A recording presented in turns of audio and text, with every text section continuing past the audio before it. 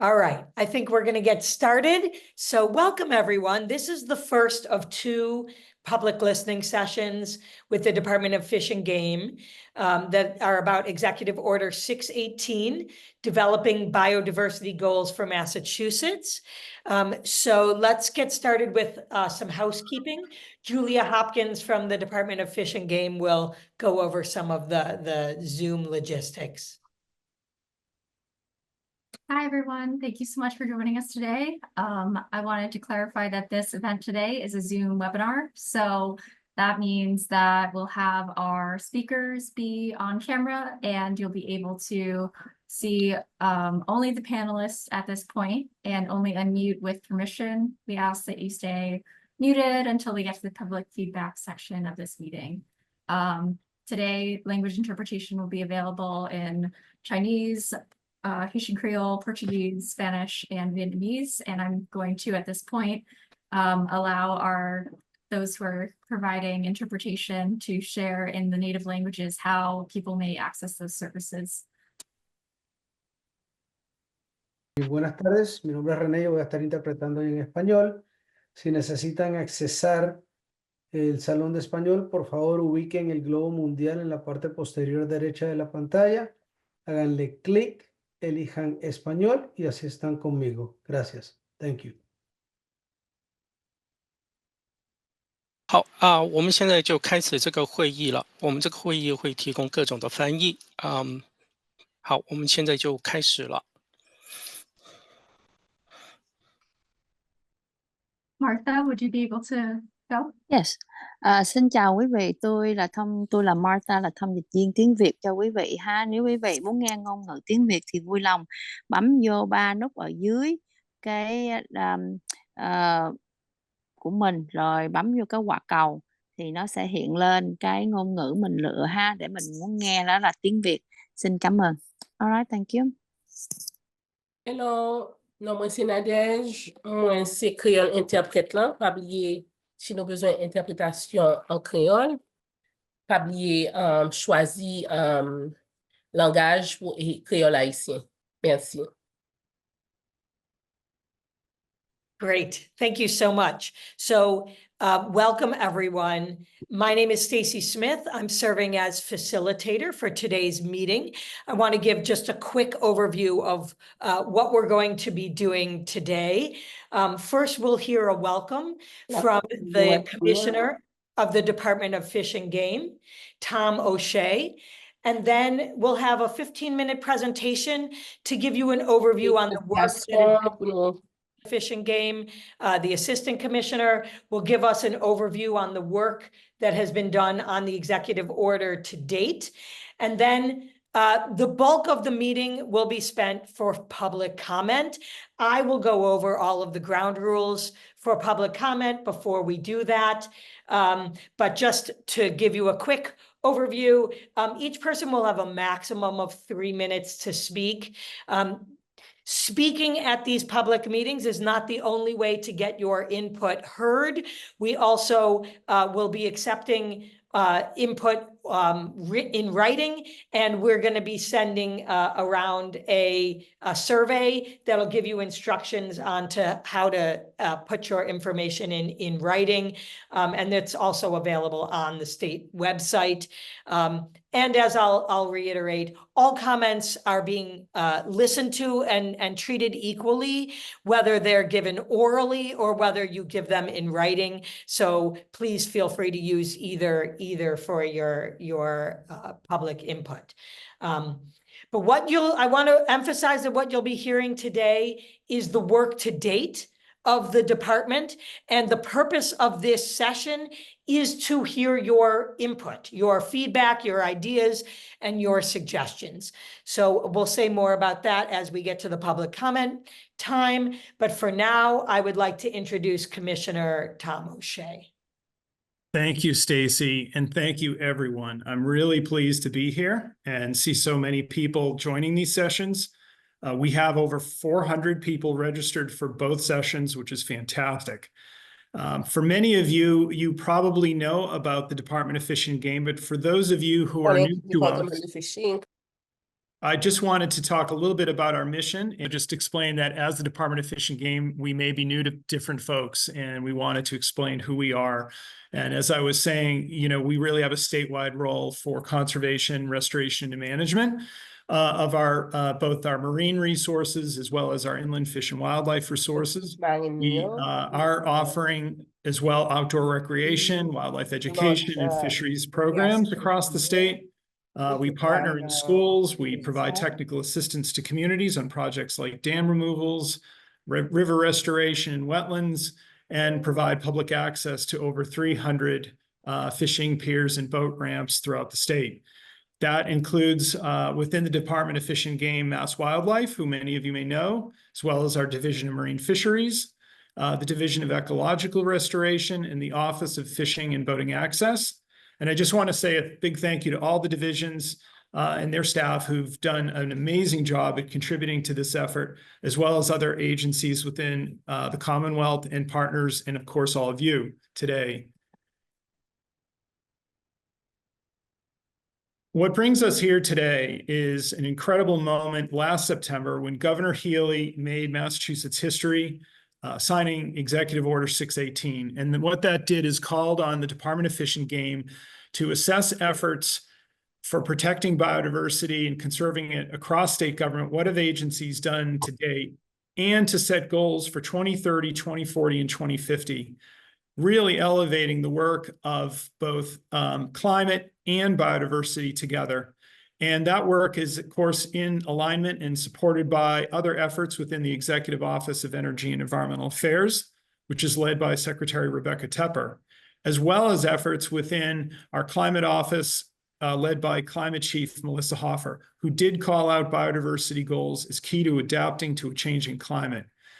We stand on a strong foundation of biodiversity work and conservation in Massachusetts, and we are really thrilled to be taking the next step, which is crafting strong and meaningful biodiversity conservation goals for the future. In fact, Governor Healey asked for the strongest biodiversity goals in the nation. So we have a real challenge ahead of us and an incredible opportunity. We look forward to hearing from you today, and thank you for being here.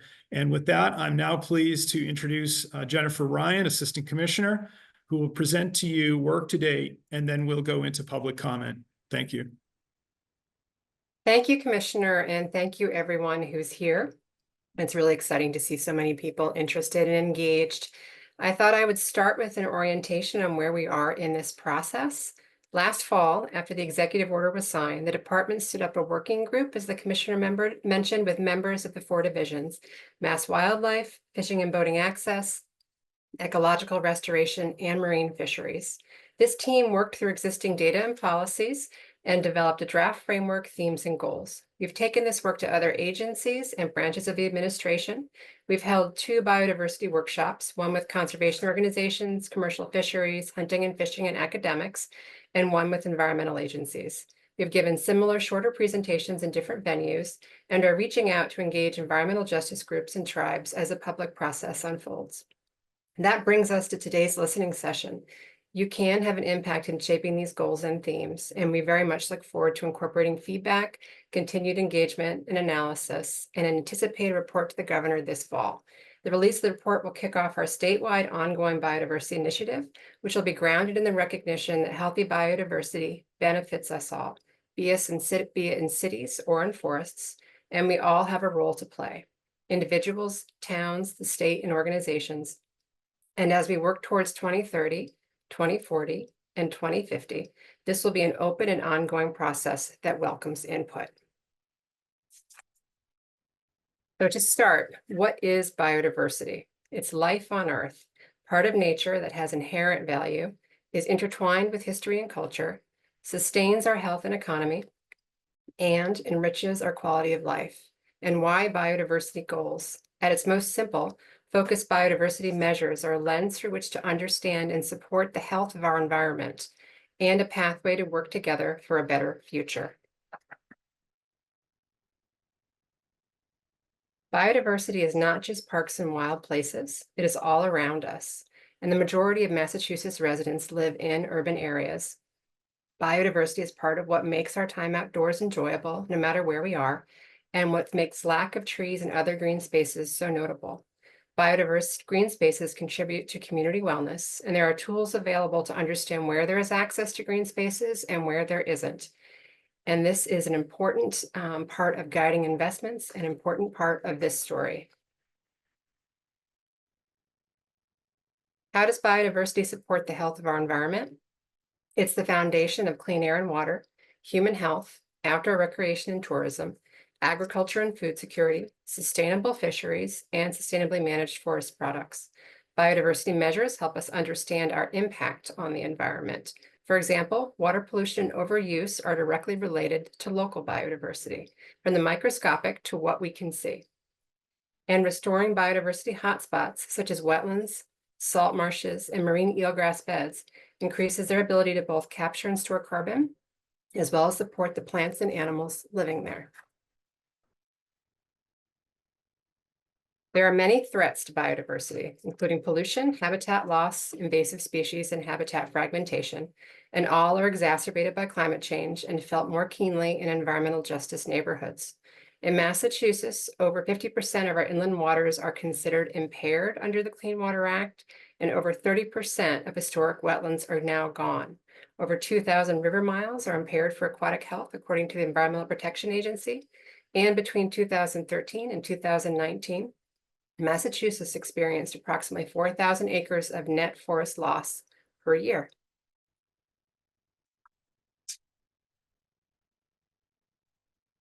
According to the Department of the Interior, both globally and nationally, scientists are sounding the alarm about a catastrophic extinction crisis that threatens the biodiversity of our planet and the health of our natural systems that supply our food, water, and other resources. In the US, approximately 12,000 wildlife species need conservation assistance to avoid the threat of extinction. Disappearance of bees and other pollinators is reducing crop yields and threatens food security. Already, there are 3 billion fewer birds in North America than there were 50 years ago. And in Massachusetts, over 430 species are at risk and protected under the State Endangered Species Act. And the State Wildlife Plan names 540 species of greatest conservation need. But when we focus, we can make a difference. Protecting and restoring habitats, removing invasive species, cleaning up pollution, including reducing pesticides and eliminating single-use plastics, works. Boston Harbor cleanup is a famous example. The return of the peregrine falcons in Massachusetts is another. Pollinator trails and gardens support monarch butterflies, bees, and more. And when we remove old dams, the fish return and the river heals.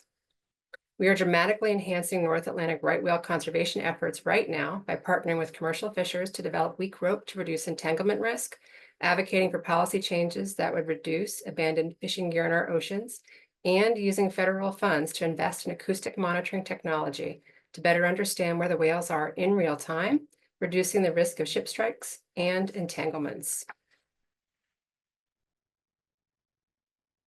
And recognizing that focused efforts are necessary, we see international, national, and state action to develop and further biodiversity-related goals. The European Union has a strategy, as does the United Nations, and states such as California, Vermont, and Maryland. The U.S. Department of Interior has America the Beautiful, calling on 30% of U.S. lands and waters to be conserved by 2030 in order to give every person in America, present and future, the chance to experience and enjoy our nation's rich and vibrant lands and waters.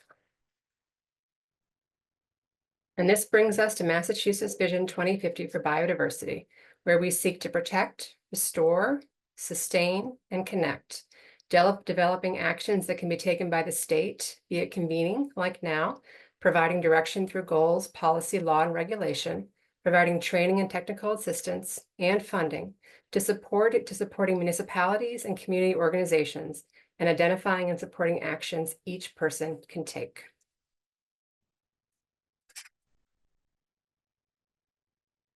Our first theme is conserving important lands and waters to ensure that key species thrive and ecosystems function. These goals include a range of protections, from rare species habitats to natural and working lands and coastal areas, including salt marshes and eelgrass beds.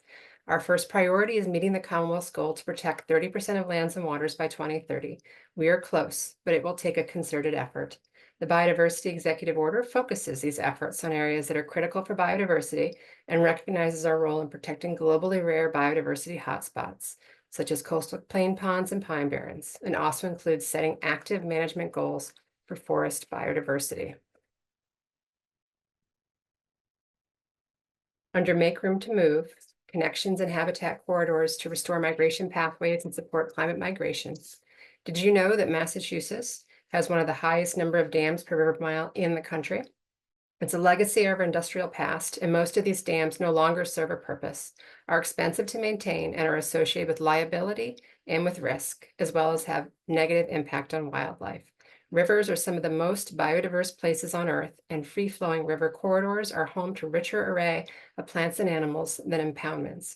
With roughly 3,000 dams in Massachusetts today, taking out 300 is 10%, and by focusing on the most important for fish and ensuring we take action to address dangerous failing dams and culverts, we can make an outsized benefit for nature. And right-sizing culverts both improves wildlife habitat and municipal budgets. They are both large enough for aquatic life to move through and are also less likely to wash out in big storms and have to be replaced. These types of historic human interventions in the landscapes, dams, and culverts need to be addressed, and evolving permitting structures and providing funding to meet these goals is key. The blue economy is important in Massachusetts, without a doubt. Restoring most productive fish nurseries are both good for biodiversity and for sustainable commercial and recreational fisheries. We can work with partners, agencies, and existing commissions and boards and other groups to help implement goals around actions such as eelgrass bed protection to get the best results possible, identify where more data and resources are needed, and target investments. We are also developing tools and policy to provide incentives and evolve regulatory structures to restore salt marshes, which supports fisheries, protects the coast, and protects threatened species, including the salt marsh sparrow.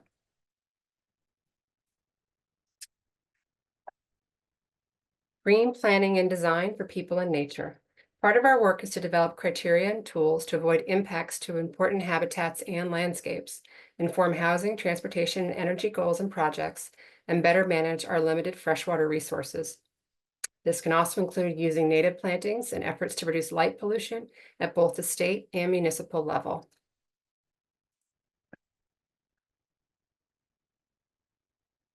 Food security and sustainable harvest. A healthy planet feeds us, both the land and the sea. Farmers also support biodiversity through healthy soil practices, pollinator edges, and maintaining the genetic diversity of their crops.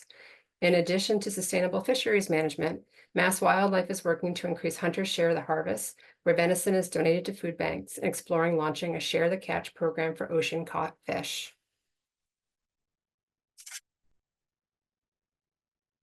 We are all born with the wonder of the world around us. We are proposing a Nature in Our Schools initiative to support an inherent appreciation and belonging to nature from a young age, and also recognize the importance of programs for people of all ages.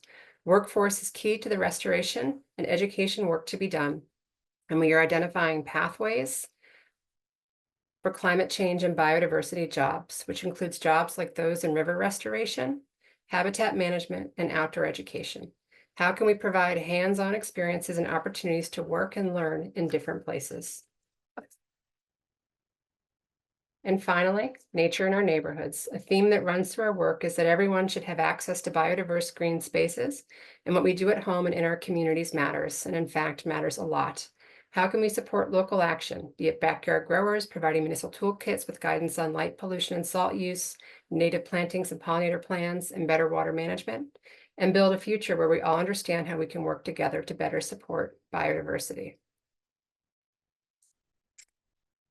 And with that, I'll say that what I've just presented are examples of emerging goals and themes around biodiversity, habitat protection, restoration, and local action. And thank you very much for listening. We look forward to hearing what you think, what you'd like to see more of, and what's missing. We have a public comment period, but this will be ongoing, and we welcome continued input. 2030 is close, but 2050 is a ways out. What do we need to do now to build for the long term? We have one more public session scheduled, and written comments can be submitted by the instructions on the screen. If you stay for comment, you'll be called on if you raise your hand, but feel free just to listen. Thank you again, and thank you for the team that has done all the work to bring us here today. And with that, I'll turn it over to Stacy, who will facilitate public comment. Wonderful. Thank you so much. So it's lovely to see so many people here in attendance. I want to go through a couple of ground rules for public comment.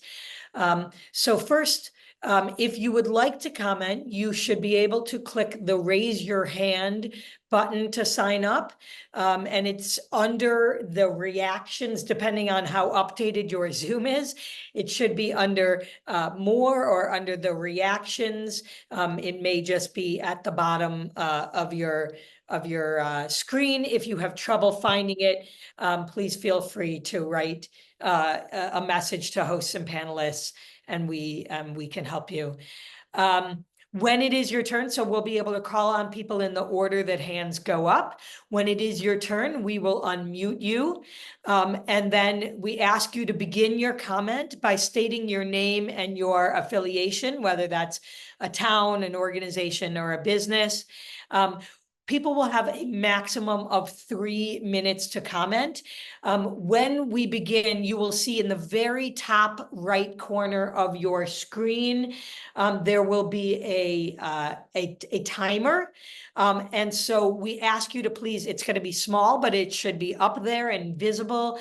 We're going to ask you to please begin to wrap up your comments prior to the stroke of 3 minutes. It's going to be counting down. After that time, I'll jump in and ask you to finish up, and ultimately we will have to remute you in order to make sure that there's time for everyone to speak. I will do my best to pronounce names as I call on you, as it's written in the attendee list. I'd like to apologize in advance if I mispronounce your name. I will do my best. We welcome all perspectives, all points of view. The more focused and specific your suggestions are, the more helpful those will be. We cannot require that you be courteous and respectful in your speech, but we really can request it. And so we do ask that you try to do so, and our presenters and your fellow attendees will really appreciate that. Please direct your comments to the department, not to individuals, and please refrain from commenting on other people's comments. If you have questions, we're not going to be able to answer those questions here. We're not going to be able to, the department's not going to be able to respond to any of your questions or comments, but please feel free to raise them. You could also raise them in the survey. The agency will do their best to answer them in their future communications. But as I said, they're really here in listening mode today, so they're not going to be able to answer them orally here at the meeting. And all comments, as I mentioned, are going to be treated equally, whether you submit them in writing or whether you make them here at the meeting today. The session is being recorded. As a reminder, we're going to make the recording available on the website. And we thank you very much for your participation today. So with that, I'm going to turn over to our list of attendees with their hands up. And I'm going to call first on Carl DeZura. So Carl, if you'll start by just restating your name and your affiliation and go forth with your comment. Thank you.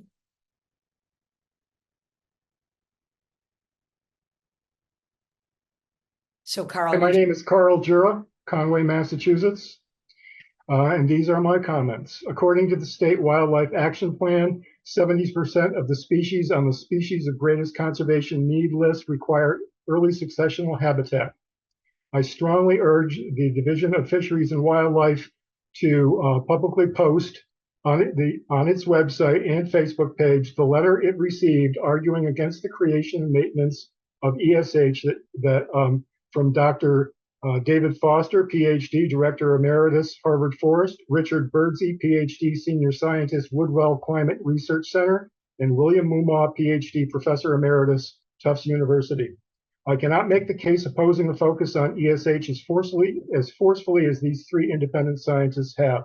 Citizens of Massachusetts deserve to have access to this scientific analysis before any decisions or discussions take place. Since the letter is not yet publicly available, I will do my best to provide some of its points. DFW has been creating ESH, a quote, novel form of artificial habitat, close quote, for decades for species that are not endangered within their range. Creating and maintaining ESH reduces forest cover needed for maintaining native biodiversity while reducing carbon storage and climate mitigation potential for the state. DFW has made no accounting of the amount of carbon these practices release or of the loss of potential carbon storage. DFW policies have been adopted by private landholders, and DFW has made no assessment of the resulting carbon release and loss of potential carbon storage on these lands. DFW has not made a full assessment of existing ESH land that includes artificial habitats like utility rights-of-way and others. Old growth forest, which exists on fewer than 1,000 acres in the state, is the state's rarest habitat, and quote, an aspect of biodiversity that is most endangered is that of species that require older contiguous forests, close quote. In support of the statement by these scientists, I remind everyone that we are experiencing a growing climate emergency. Numerous species of wildlife and many human communities are much closer to the brink of disaster than the majority of species on the SGCN. The contribution made by the creation of ESH for SGCN species hastens these current and imminent disasters and thus cannot be justified. Policymakers in Massachusetts often invoke the idea of the state being a national leader. Imagine the contribution Massachusetts can make to mitigating climate change by ending the unnecessary creation and maintenance of ESH and the impact in doing so will have if other states will follow suit. Thank you. Thanks, Carl. Next, Max Sano.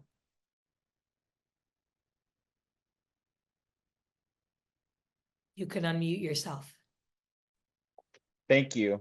Can everyone hear me? Yes.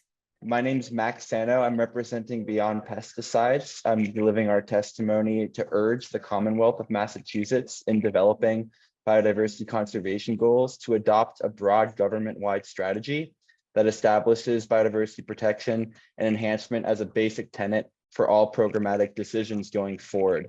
It is critical that the Commonwealth take a broader approach in response to the cascading impacts of biodiversity collapse, the climate crisis, and public health threats. These goals should include mosquito management that adopts measures recognizing the benefit of preventative strategies, which establish source reduction programs that manage breeding sites on public lands and educate on the management of private lands, employ programs for larval management with biological controls, and eliminate the use of toxic pesticides. Additionally, the prohibition of systemic insecticides and treated seeds, including neonicotinoids, must include programs that disclose information on the use of all pesticides in the Commonwealth through a virtual database, educational opportunities to instruct the public on accessing this information, and coordinate with universities and experts to provide readily available information and scientific literature on the adverse effects of toxic pesticides. 3, land management on public lands must adopt regenerative organic principles and organic certified practices and products, including areas such as hospitals, higher education institutions, schools, and parks, among other areas, to transition to an alternative viable system that prioritizes long-term health of the public, ecology, and economy. In light of this, main recommendations that we suggest include tasking the Executive Office of Energy and Environmental Affairs in consultation with relevant offices to 1, adopt an ecologically based mosquito management plan that emphasizes aerial and ground spraying prohibitions by 2030. 2, prohibit the use of toxic petrochemical fertilizers, pesticides, and pesticide treated seeds, including neonicotinoid insecticides, on public lands by 2030.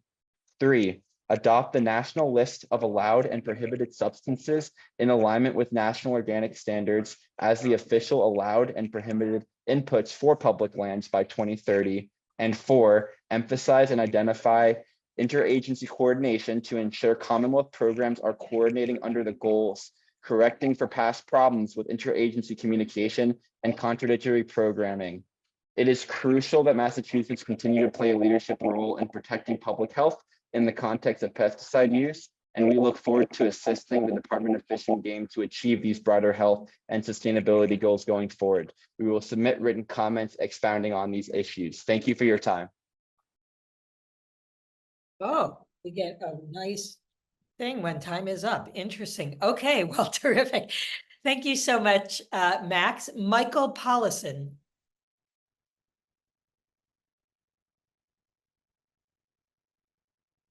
You just need to unmute yourself.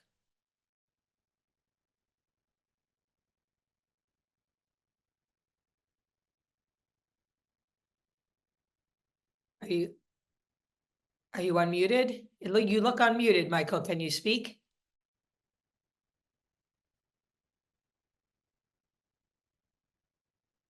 We cannot hear you. Are you in one of the interpretation rooms?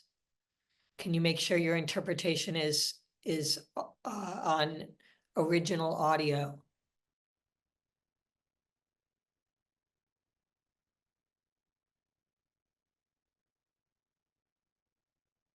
Yeah, it looks like now you're muted again. Do you want to try one more time?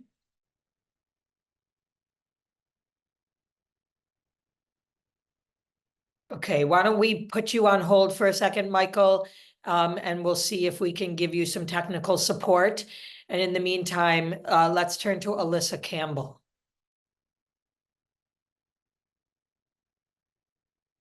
Right. I think I'm unmuted, right? Yes, we can hear you. Yeah. Elisa Campbell, I live in Amherst, Mass, near the rail trail, which is wonderful. And we have lots of wetlands around there, and that's great. But we have no mosquitoes. And I know that you guys are not in charge of pesticides and who gets to use them on their lawns or whatever. And I know it's not popular to advocate for mosquitoes, but they are a vital part of our ecosystem. And I'd really like to make sure that they are not gone and that people understand that our inconvenience is not what should set the priorities for biodiversity. Thank you very much. Great, thank you, Elisa. And let's try Michael Paulison again. Michael, do you want to try unmuting?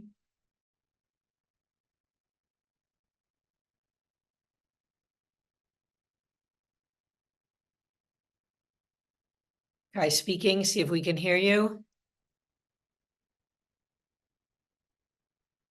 Does not seem to be working. Sorry about that. We'll keep checking in and see if we can get this solved. In the meantime, Patrick Thayer, you should be able to unmute. Hi, I'm Patrick Thayer. I live in the town of Hudson. I work with the town volunteer group on removing invasive species from our local conservation lands, meaning like, barberry, burning bush, bittersweet, stuff like that. And something we're kind of struggling with is how do we incentivize or figure out how to get businesses, commercial properties, homeowners to like remove barberry, burning bush from the yard. A lot of them have been banned by the state in the past, but they're still planted in the yard. And I've seen other states offer kind of incentives for like taking out the invasives and planting native plants in their place and stuff like that. So I would be interested to see how sort of outreach to private landowners and businesses is incorporated in the biodiversity plan. The second aspect of it is we do notice a lot of invasive species along roadsides, and they're kind of sources of kind of reseeding into lands and hurting the biodiversity in the parks.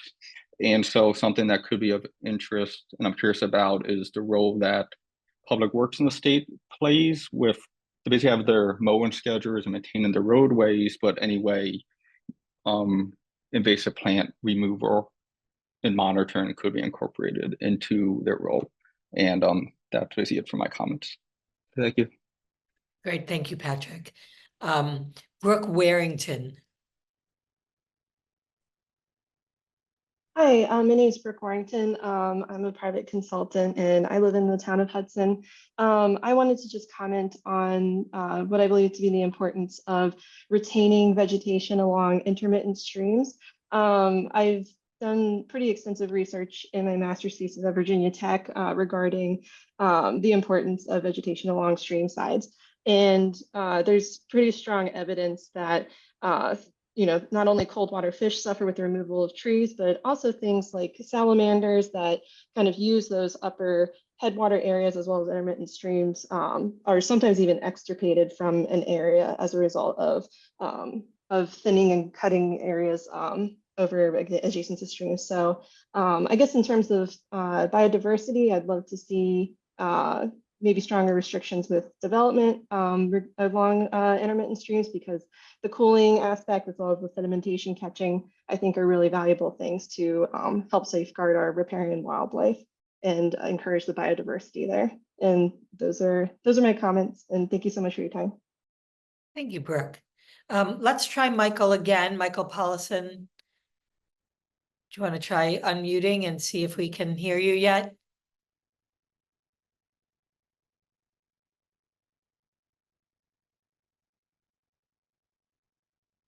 No, sorry. Okay, let's go to Clint Richmond.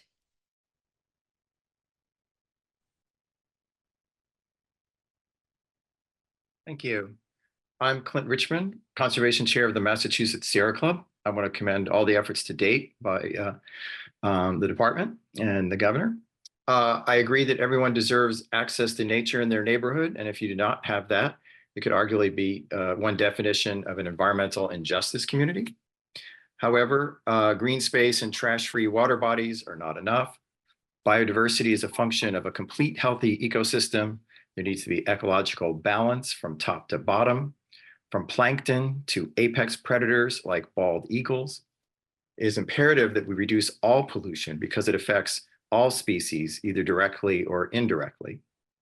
This means not just water and air pollution, but soil, noise, light, and thermal pollution.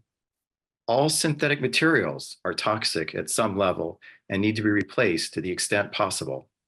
Some are more ecotoxic than others, like petrochemicals, especially what I like to sometimes call the 3 Ps, plastics, pesticides, and PFAS. We need to increase and restore habitats, rewild our land and water, and eliminate non-native species. Human intervention into natural systems should be minimized, such as impervious surfaces and dams. Before Europeans arrived, there was no pollution. Let us commit to restore the land that we share and love. Thank you very much. Thank you. Turning to David Morgan. Hi, all. Thank you. I am David Morgan of the town of Arlington. I work in the town as the environmental planner and strongly support the initiative. Very happy to see it gaining traction. Excuse me.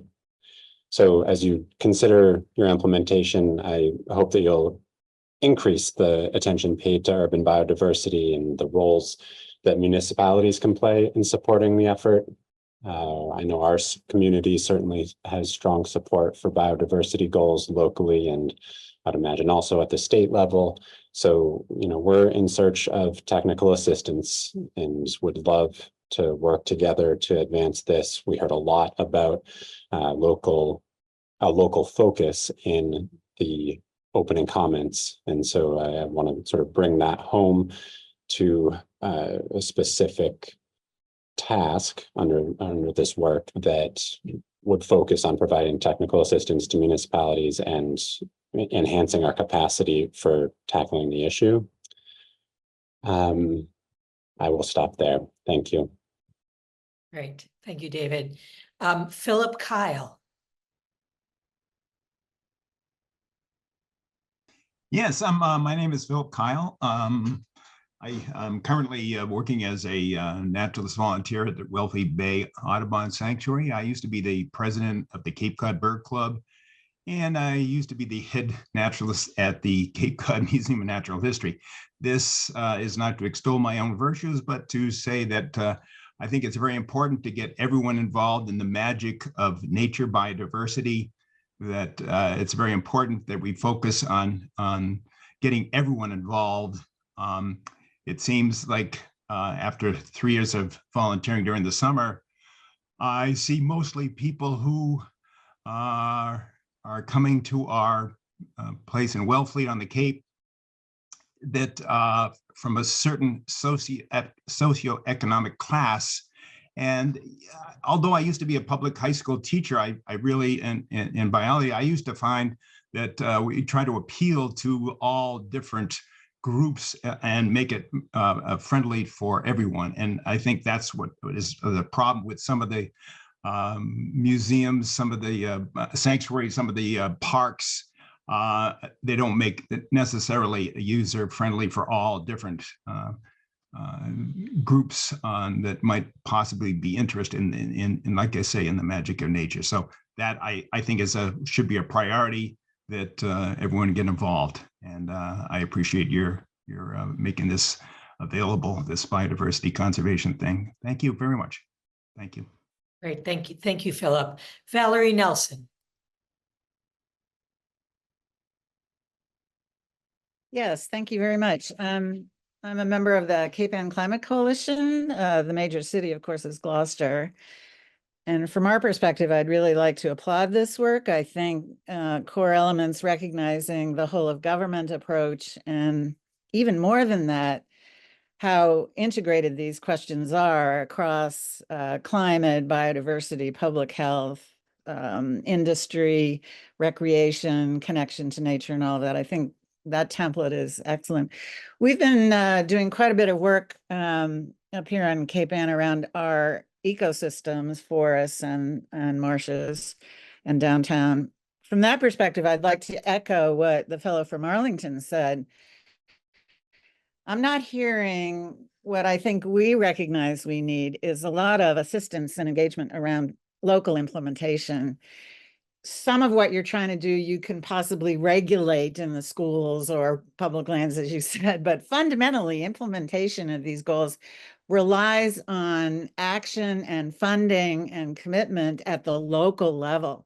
And we're confronting now these huge questions of how do we bring our governments and civil society and citizens together to decide which of many efforts in marshes or invasives in the forests or downtown trees.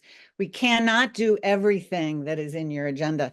So as a local community, what we could really engage with you is, what does it mean when so much implementation happens locally? Can we work with you around guidance for how communities make decisions? What are your local priorities? When do you innovate?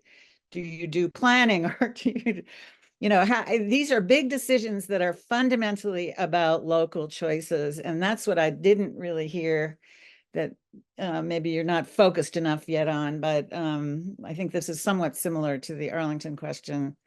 And all local communities will be facing that. But anyway, it's a tremendous effort, and we locally look very much forward to engaging on it, but it's a very complicated issue as to what local communities decide to spend money on and activate their citizenry, et cetera, to take on. So I hope you'll think about our needs for that. Great, thank you. Thank you, Valerie. Michael McCarthy.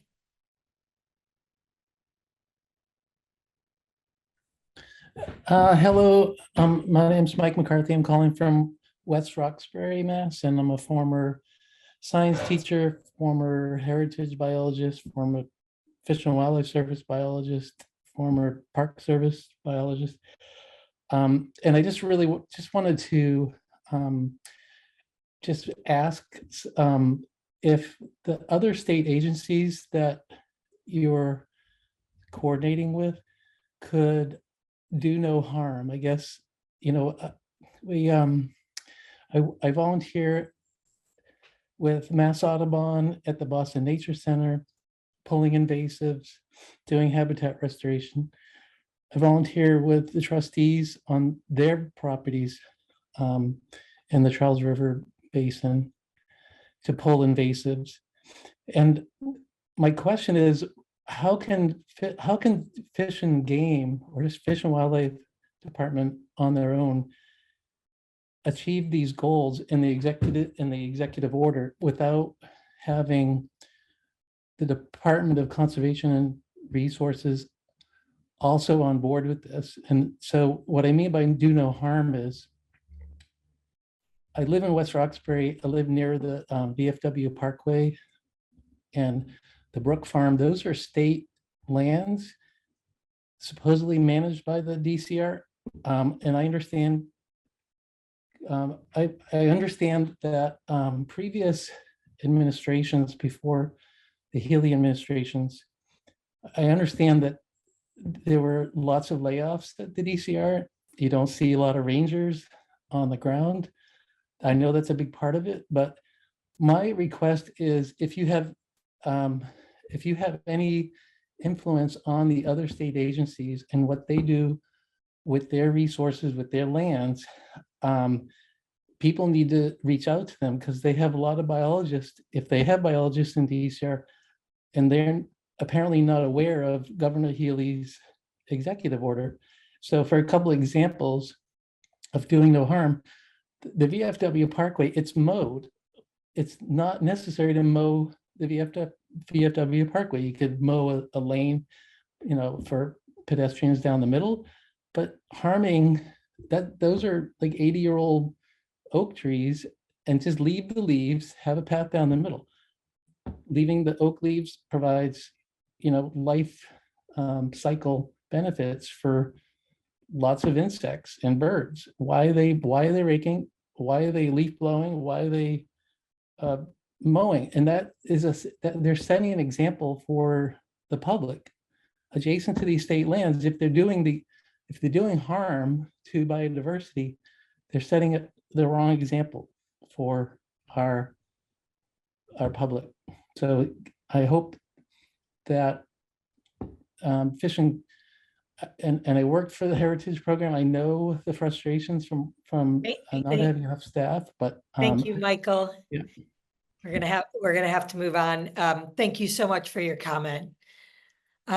Raymond Herbert.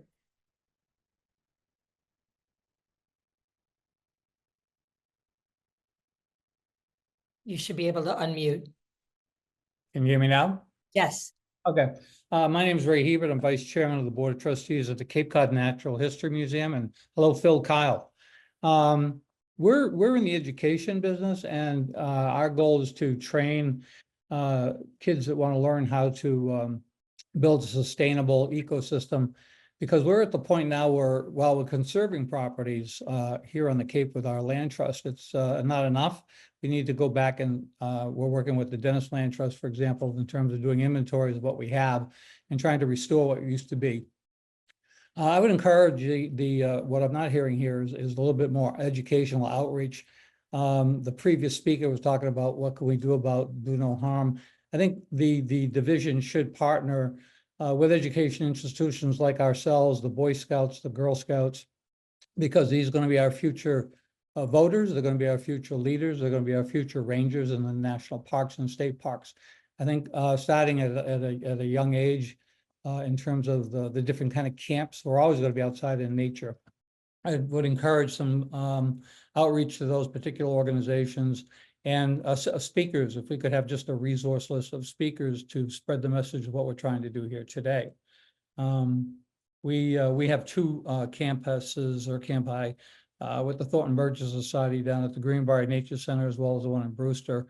But we can't cover the entire territory. So we're depending on working with a very favorable relationship with the land trust and other things. So I would consider, you know, sharing with the group, let's work together, and we're not competing with each other. That's all I have to say.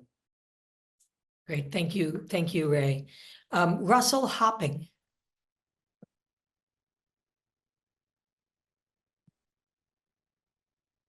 Can you hear me?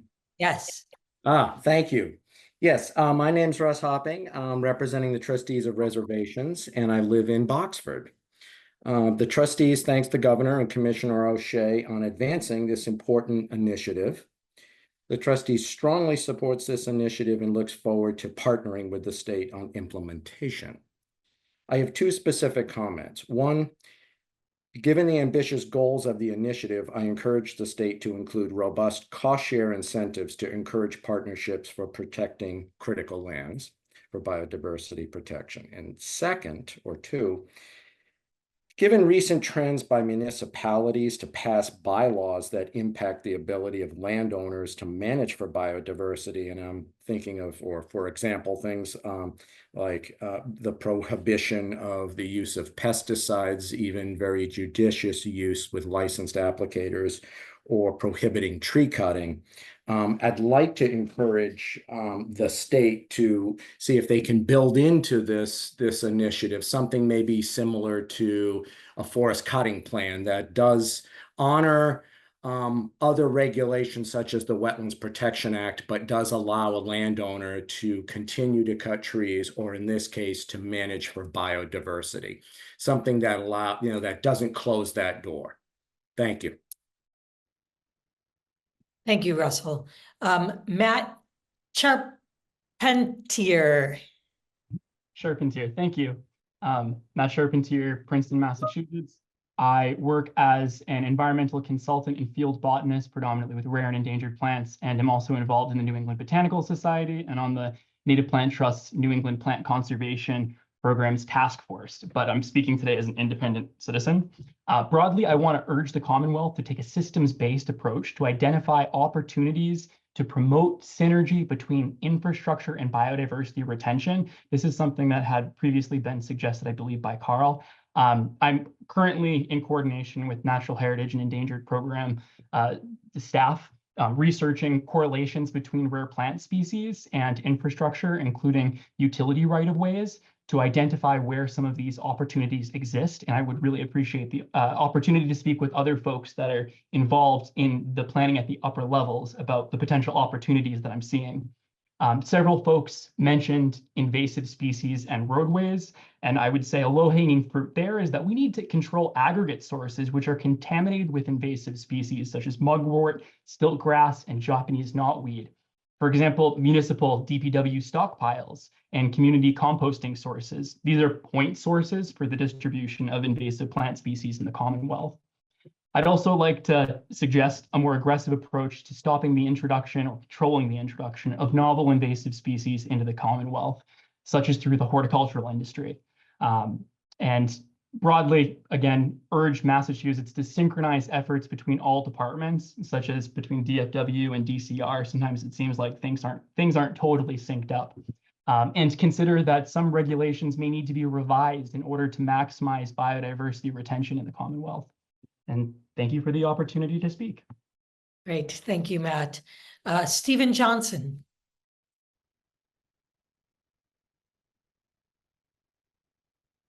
Hello, and thank you for the opportunity to comment. I'm speaking today as a citizen, but I am trained as a forest ecologist and a community planner.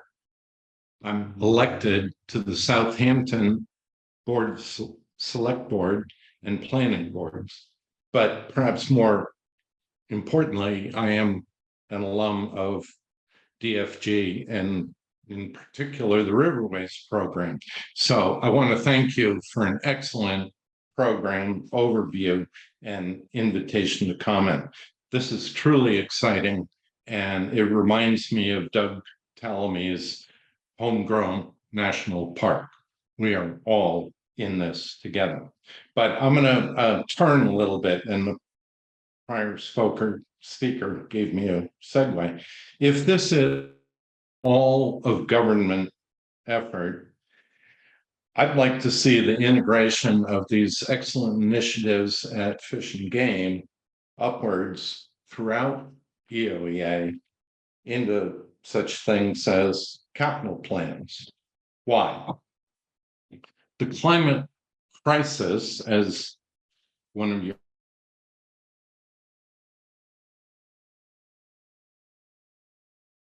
in particular, this is my main point, is driving changes in our region's hydrology. Winter rainstorms, more intense thunderstorms, and increased precipitation to increase drought are threatening our infrastructure, our agriculture, public health, and our expectations of what's normal, let alone biodiversity. terrestrial, or aquatic. So my question is, and my suggestion to the department is, how will hydrology be forecast and monitored in this changing climate so that it will affect such things as FERC relicensing of dams, MEPA, Water Management Act permitting, the implementation of the River Protection Act and wetlands permitting generally, Chapter 91 permitting along the coastline, etc., including in particular capital plans to implement these important projects. So I thank you for the opportunity to comment, and kudos to my colleagues. Well timed, well timed. Thank you, Stephen. And just to note, there were a few moments where your audio went out. I think we caught most of it, but do feel free to submit your statement in writing in case you're worried that anything got lost. Thanks. Jill Carr. Hi, thank you for offering this comment session and also for taking my comment. My name is Jill Carr. I'm a resident of Groveland, Mass, and I'm a marine scientist at the Massachusetts Bay's National Estuary Partnership. We work to monitor, protect, and improve estuarine and marine habitats in Massachusetts. And I was really delighted to hear several mentions of eelgrass earlier during the talk today.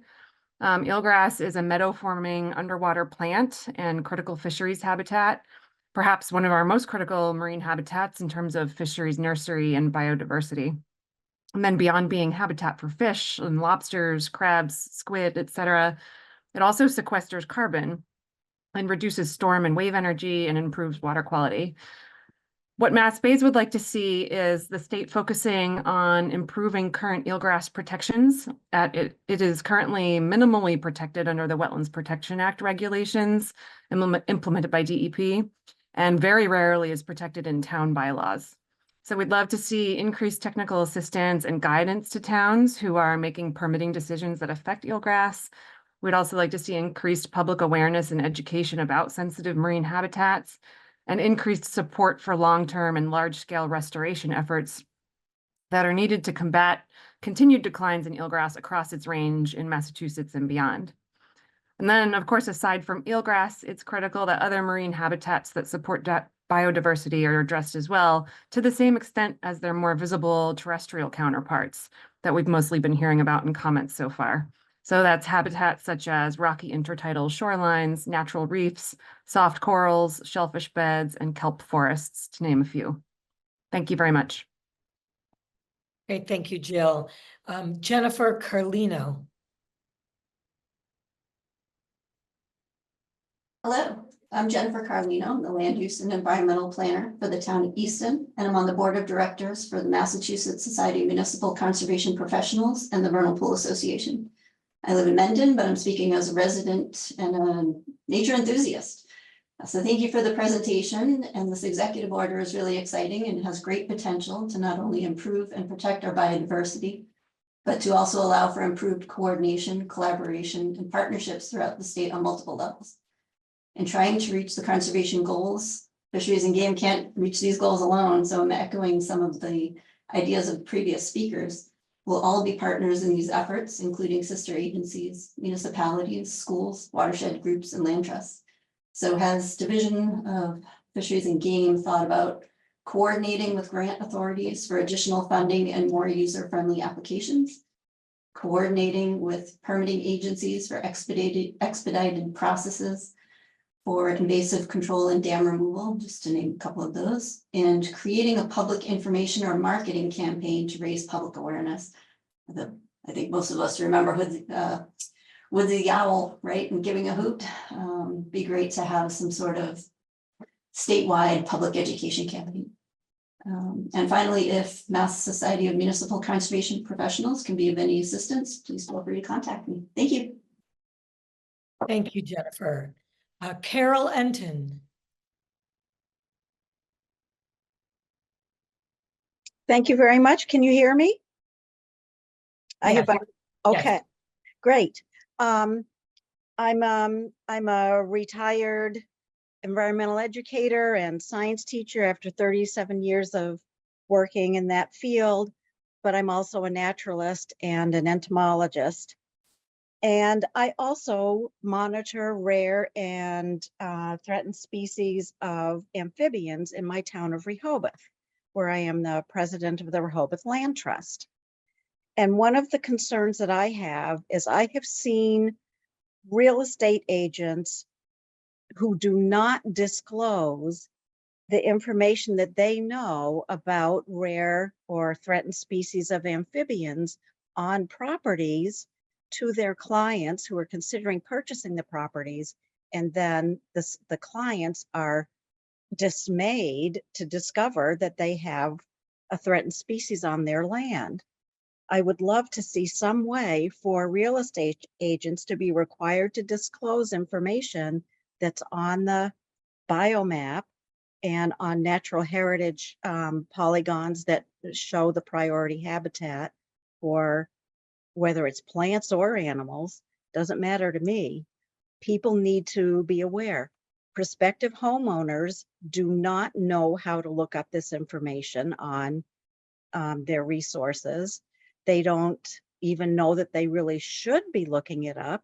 And they buy properties thinking that they can do certain things where they really cannot. Or they are dismayed to find out that they have a population of an animal living on their property and they don't want to injure it, but they have their own plans for putting in a swimming pool or what have you. And they're in direct conflict with the creatures that live there. So I'd love to see some kind of regulation of real estate agents.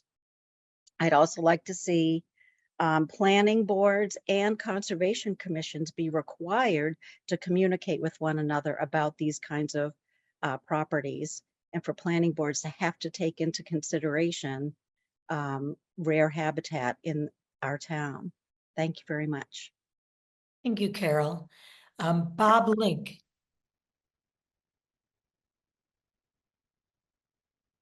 Yes, hi. I'm just making sure I've got this set. There we go. Yes, I'm Bob Link. I am Vice President of Conservation Programs for Northeast Wilderness Trust. And I'll keep my comments very brief. On behalf of Northeast Wilderness Trust, I commend Governor Healey and the Department of Fish and Game for tackling what is clearly one of the great imperatives of our time, protecting biodiversity. The Wilderness Trust mission is entirely focused on permanent protection of land as forever wild, creating through rewilding or passive management, the old growth forests of the future. Our work protects biodiversity, improves habitat connectivity, sequesters and stores carbon, and improves resilience to climate change. Through fee land ownership and forever wild conservation easements, we protect over 82,000 acres of land throughout our service area in New York and New England. Northeast Wilderness Trust is eager to support the state of Massachusetts to achieve its biodiversity protection goals in partnerships with landowners, other land trusts, agencies, and municipalities. And we will follow up by engaging with the Department of Fish and Game to learn more about how we might be able to help. Thanks. Great, thank you so much. So it doesn't look like we have any other hands raised. I want to just give people a second to see if we have any more. Oh, here's a couple more. Okay, Jamie Bassett.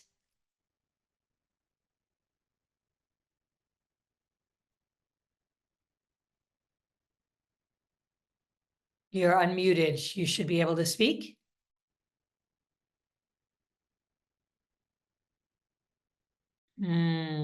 Similar challenge. We cannot hear you.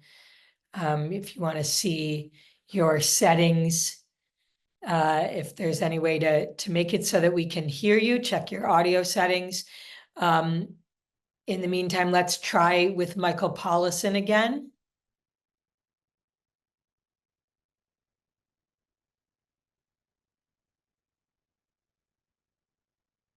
Can you hear me now? We can hear you now. Hello. Yes. Oh, you can. Fantastic. I Yes. didn't know whether my internet connection was slow or what. Well, we've got it solved.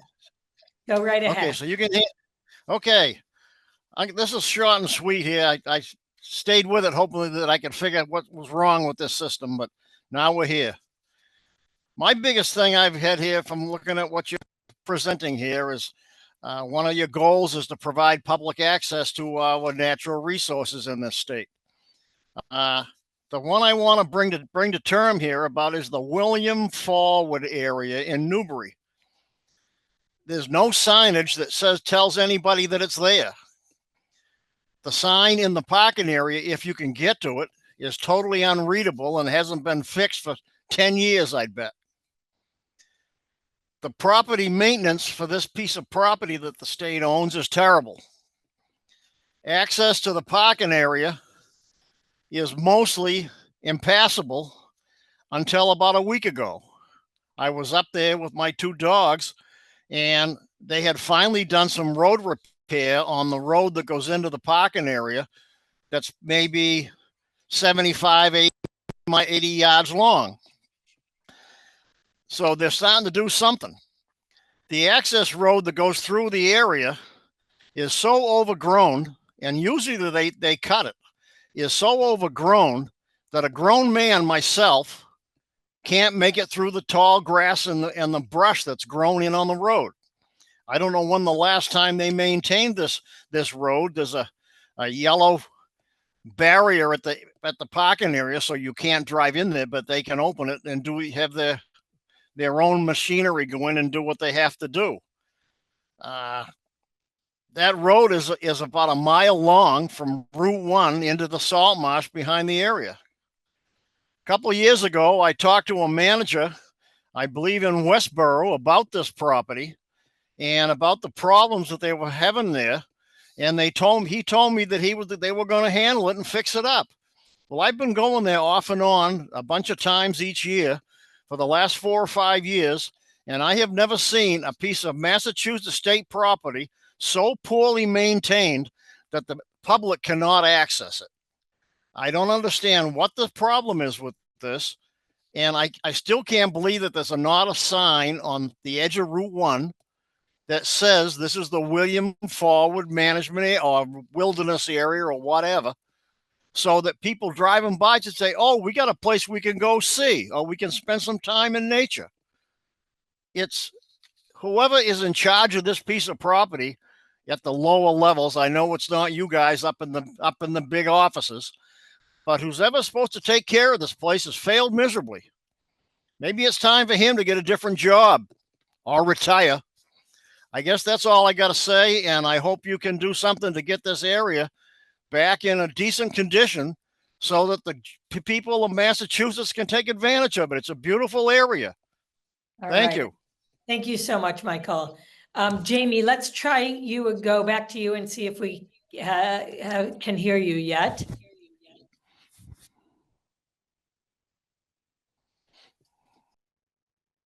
Can we hear you? Doesn't sound like it. All right, let's try Michael and Kurland. Hi, sorry, it's Miriam Kurland. I must have the wrong name on the thing. But yeah, so I just wanted to say that so many of the people that have been making comments are so intelligent and have so much information about these topics that they need to be incorporated into this discussion that the state is of the agencies that the state's working on. And the state agencies need to be coordinated to address all the issues that these people are talking about. I find that, I mean, this presentation sounded great to me, and it sounded, it looks good on paper, and it sounds so good. But I know that the state is making terrible decisions about so many things. They're allowing the Connecticut River to go up, to be pumped up at enormous suction rates for energy use. And thousands and thousands of fish are killed throughout it. I don't understand how, and it's going through a 50-year permitting now. And I just don't understand how another day of this should be permitted. I don't understand these new pipelines, like in Lincoln Forest. They're putting a pipeline under a forest and killing old growth trees. We need every single forest we have now for carbon sequestration, for biological diversity.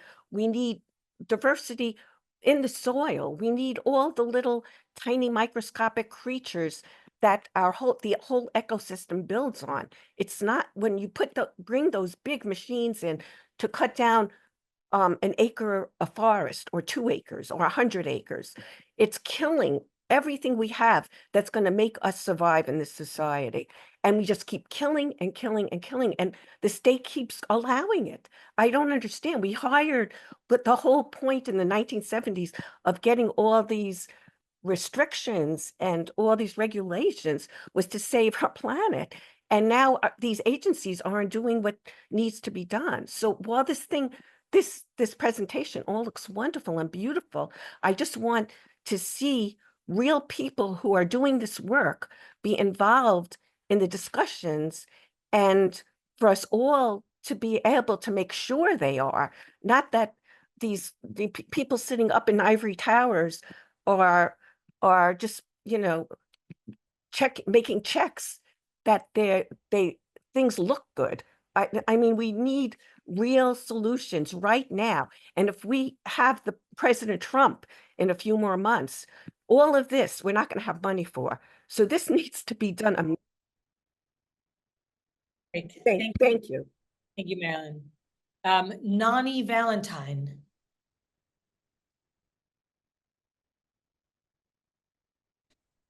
There we go. Hi. I'm a therapist who works with people's psychological issues related to climate fears and loss of habitat, et cetera, et cetera. And I'm sorry to say that I missed your presentation for public transport delays, but there are two desires that I have that I hope are relevant here. One is that there can be support for nature-based solutions to do with bodies of water, the floating wetlands projects that are underway on the Charles River, which purifies water, which provides habitat, and then the Emerald Tutu, which is over in East Boston, to try to deal with sea level rise by mitigating wave action and also bringing back habitat and marine life and so on. These are unusual solutions that are being tried. One is also happening in Providence at a park there right now. And I'd like to see real support for this sort of effort that is biomimicry. And then the other thing is protection of large trees, which are starting to really, in my area anyway, in Cambridge, to show the strain of these more extreme temperatures and the drought period, particularly in 2022. And there are particular ways of supporting large trees, since one oak, let's say, would need to be replaced by 470 street trees in order to sequester the same amount of carbon. So if we're talking about ecosystem services, I would like more care, and there are specific valuable things to know about that. But that's the second thing that I would really love to see. And that's it from me. Thank you very much. All right, thank you. Thank you, Noni. Jamie, let's try you again. Jamie Bassett, you want to unmute and we'll see.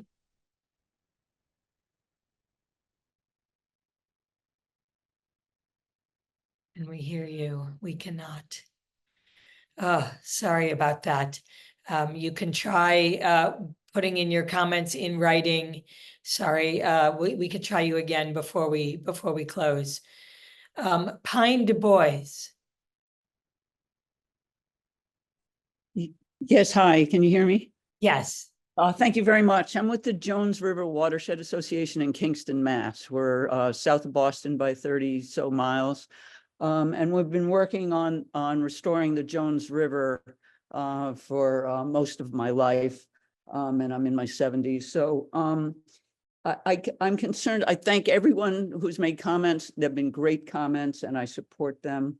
I'm concerned about the regulatory framework that will make some of this extremely difficult and that we experience here in the Jones River watershed with a disconnection from our headwater, which is a glacial lake, one of the 12 largest natural lakes in the state of Massachusetts, the region that the Pilgrims came to our shore because of the fisheries, and we're trying to get them back.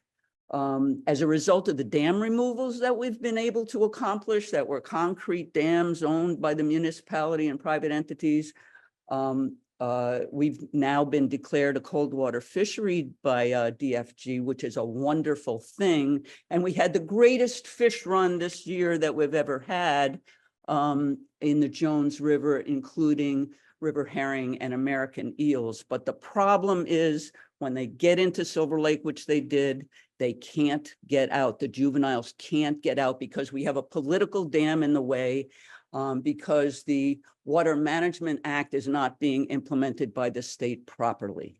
And it needs to be. And this is not the only regulatory framework that needs revision and update for climate. Until we can do that, we're not going to win. The political dams are the dams that are in the way. I think there's a way to do that. We have options. We're working on those options with a huge planning efforts right now that cross two regions. What we need is clear definition of the importance of this that spreads across all efforts so that everybody is working toward the same ecosystem connectivity. If we do that, we'll have cod back in the Gulf of Maine and everybody will be happily fishing again. So I just ask you to keep that focus on, you know, where the big stoppers are in terms of the politics that govern our region. Thank you.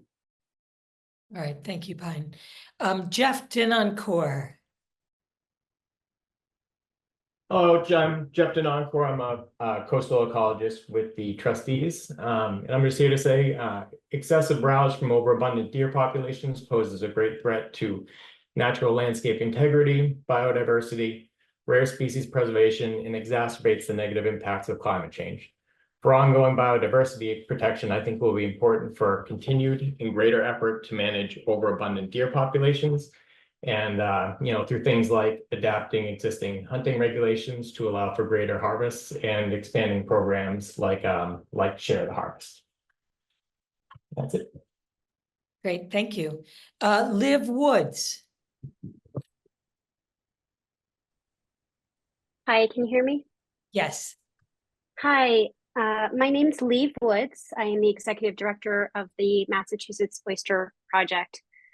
We are planning to do a written comment, but I wanted to quickly say thank you to everybody who was able to put this conversation together. You know, it starts with a call to action, and that was the governor's request. And I have already seen a shift in conversation as we interact with DMF, and we are being invited to the table and part of the discussion. And so I just wanted to say thank you and appreciate the shift in conversation and group effort to identify what the next steps are. Thank you. Great, thank you. Becca Solomon.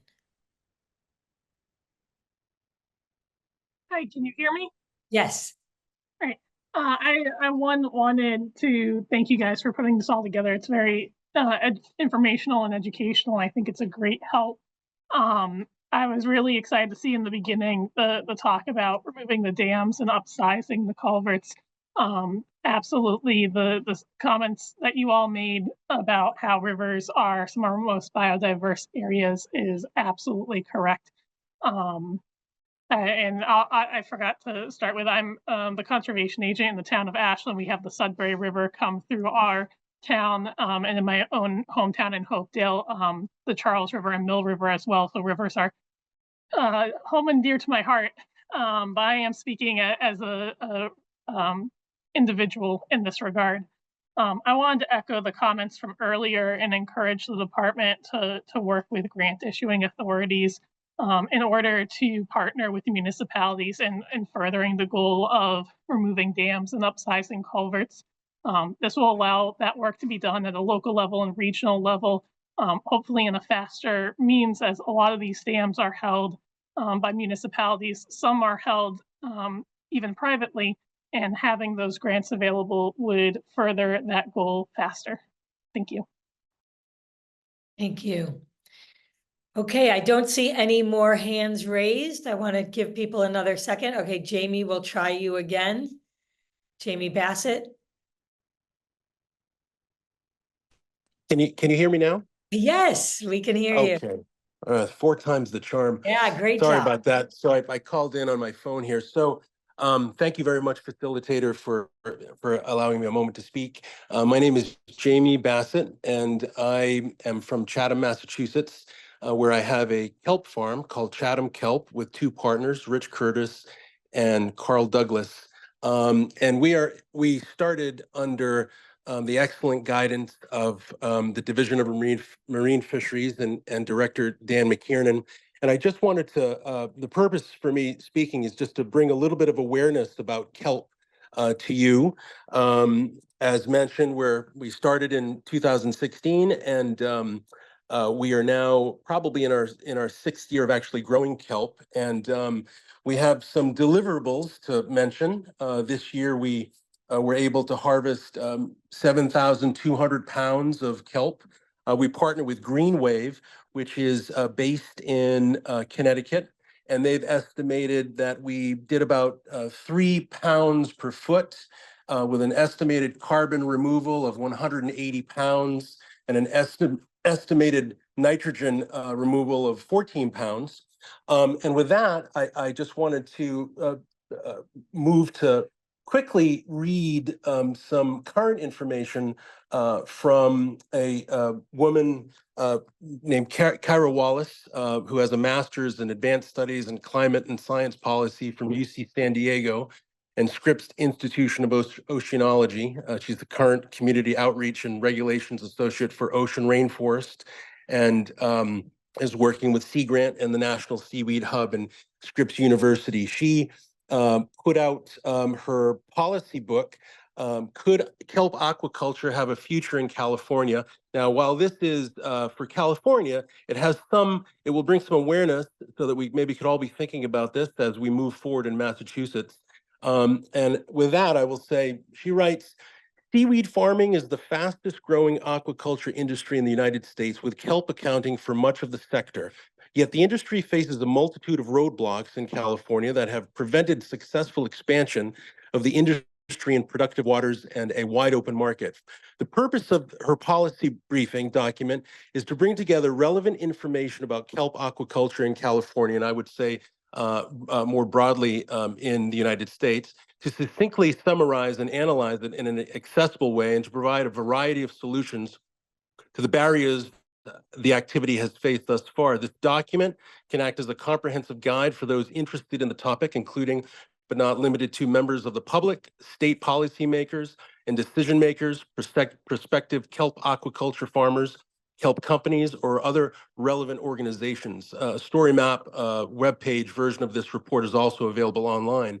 So kelp aquaculture is an important topic in relation to climate change, ecosystem health, regenerative agriculture, and sustainability generally. Some of the many potential benefits of cultivating Jamie, kelp. we're going to need to cut you Okay, off.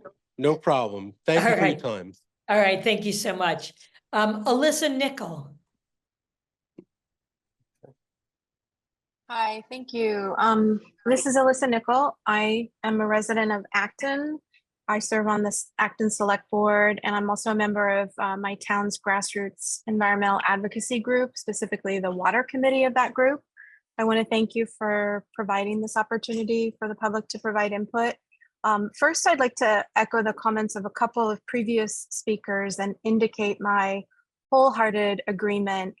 There was a speaker who mentioned the need for more technical assistance for municipalities to implement action items. And there was also a speaker who commented on the importance of synergy between departments because all of these efforts are related, from industry to agriculture, conservation, public works, public health, transportation. One example of transportation is the incredible increase in impervious surface and deforestation that would occur should the Hanscom Airport expansion of private jet hangars go forward. And he also mentioned that some revision of regulations might be needed. For example, the deer hunting for better population management that was just mentioned by another speaker. So revisions might be necessary. I have one possible regulatory change to suggest, and that would be that road salt standards be assessed and decide if we can make them more strict or better enforced. I notice in my town that trucks that are calibrated slow down at intersections and when they turn around in cul-de-sacs, and that leaves berms of road salt. And the water committee has been testing conductivity, and we've noticed that it's in some parts of town, it's at a level that is too high for aquatic life. And our water district has noted that the salt content in drinking water over the past 12 years or so has steadily increased, and that's resulting in the need for public health advisories for people who are on low salt diets.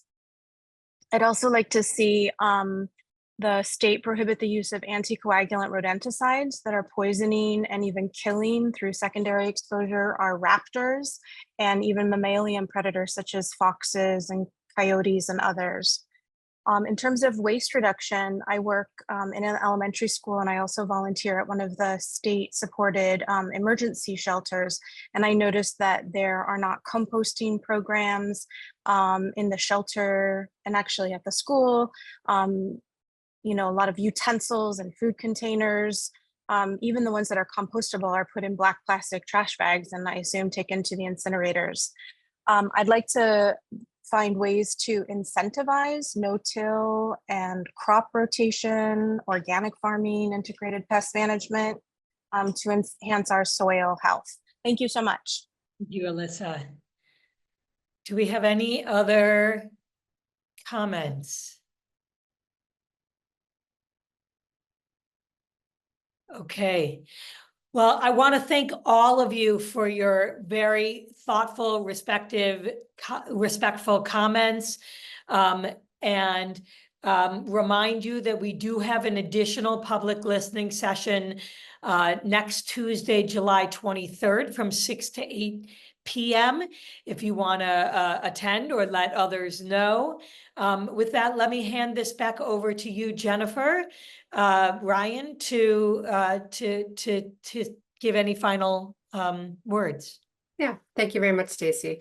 I just want to say on behalf of the department, thank you everybody for participating, listening, and your excellent feedback and suggestions. It's very, very much appreciated.